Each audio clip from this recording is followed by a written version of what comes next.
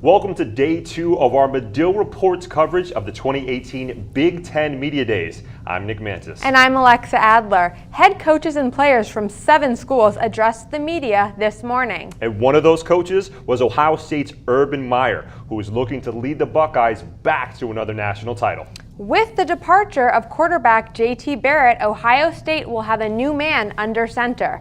With more on the Buckeyes quarterback situation, let's go live to our very own Darren Zaslow, who was at Big Ten Media Days in Chicago. Darren? Thanks, Alexa. You're absolutely right. Ohio State head coach Urban Meyer named sophomore quarterback Dwayne Haskins as this year's starter entering preseason camp. Now, this decision came back in mid-June, and while there's no doubt about Haskins being an excellent talent, head coach Urban Meyer told the media today he wants to see him develop as a leader. Dwayne Haskins, the position will never change. The expectation is to be the best quarterback in the Big Ten, which is very hard because we have some excellent quarterbacks.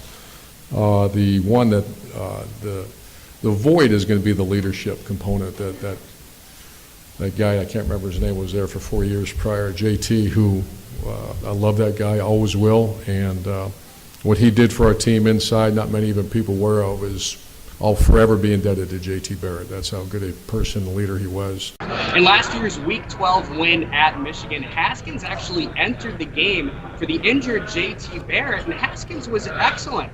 He completed 6 of 7 passes for 94 yards. He's proven himself in a big game at the Big House. Now this year we'll just have to see what Haskins can do. But Alexa, I definitely think Ohio State is ready for the Haskins era in Columbus. It certainly will be exciting to see Haskins lead the offense. Now, Darren, what are the differences in quarterback styles between J.T. Barrett and Dwayne Haskins? Well, Alexa, many analysts actually believe that Haskins is a step up from J.T. Barrett in regards to performance on the field. Of course, Ohio State won't be able to replace J.T. Barrett's leadership, but Haskins is able to make up for that leadership with his arm strength. He's able to throw the deep ball extremely well. He's also able to make throws to receivers outside the numbers very well, too. So Haskins has that arm strength that J.T. Barrett really lacked. He was an inconsistent passer at times last year. Haskins is definitely going to be the guy to watch and can move Ohio State's offense down the field more efficiently. We'll just see what he can do when he gets the chance. Thanks, Darren. Since joining the Fighting Illini, head coach Lovie Smith has amassed a disappointing 5-19 record. And our Jonathan Skinner is with us now to give us an update on how Coach plans to turn things around. Jonathan? Well, this is the year to expect results. That's what Coach Smith said to reporters today. And after starting 15 freshmen last year, the expectations are higher, and the time for growing pains are over. We needed to do what we did last year, play a lot of young guys. You go through the growing pains, but those growing pains are over. They're still young, but they have experience now. And we saw them get better during the course of the year. They have matured an awful lot since then. So that's why there's so much excitement. We understand where we are, where we're starting in the Big Ten West and the Big Ten in general. We understand that, but we like our chances. Now, Nick, only time will tell if the team is able to meet those expectations that Coach Smith has. But if they're able to get a few wins early in the season, anything's possible. Well, Jonathan, looking ahead at their schedule, what are the chances that Illinois will make some improvements and Coach Smith is really hoping for? Well, they start their first 4 games all in the state of Illinois, 3 in Champaign and 1 in Soldier Field. So they'll have that home field advantage throughout the first part of the season. And they're bringing back a lot of players from last year, as we said earlier. So he's really expecting for them to play better, and it's definitely a possibility going into this next year. Well, thank you, Jonathan. Hopefully our local fans will be able to see some more W's in that win column and not spend the offseason looking for a new coach. When we come back, we'll take a look at how one team is overcoming the death of one of their players. Stay with us. Go you Northwestern, go Northwestern, break right through that.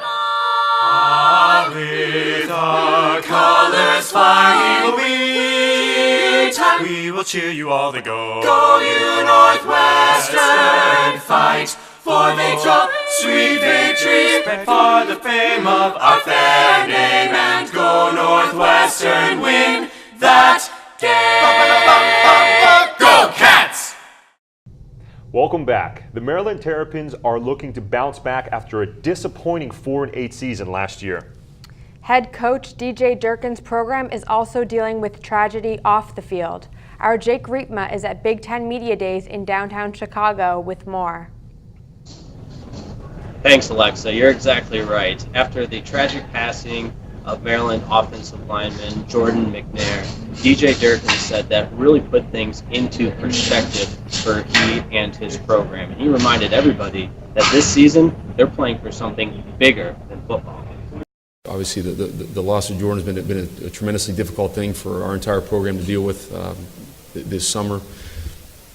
Jordan was a special member of our team. He had a unique way about him that was infectious to his teammates. He was loved by everyone, and we have a team that's all working through the grieving process together. That's been our focus with our guys is to come together, be there for one another, both as student athletes as well as the staff and coaches and everyone involved.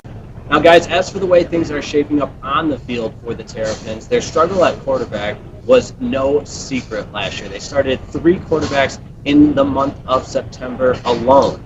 Coach DJ Durkin said this season it feels like deja vu, as once again it's an open competition at the quarterback position heading into training camp. So Jake, what's the latest with that quarterback battle? You know, Alexa, I really wish I had a better answer for you. There was guys last year that had game experience. Kasim Hill and Tyrell Plugmore both spent time at the quarterback position, but Max Bertenschlager actually had the most experience, having started 8 games, compiling over 1,000 yards passing, 10 touchdowns to go along with 5 interceptions, but none of them have been able to really separate themselves. And Coach Durkin reminded us all that I wish I had a better answer, but we'll make that decision when the time is right. Thanks, Jake. And that'll do it for our morning coverage of Day 2 at the 2018 Big Ten Media Days. Don't forget to check out our evening coverage. We'll break down the outlook for Michigan State and Wisconsin. Thanks for watching.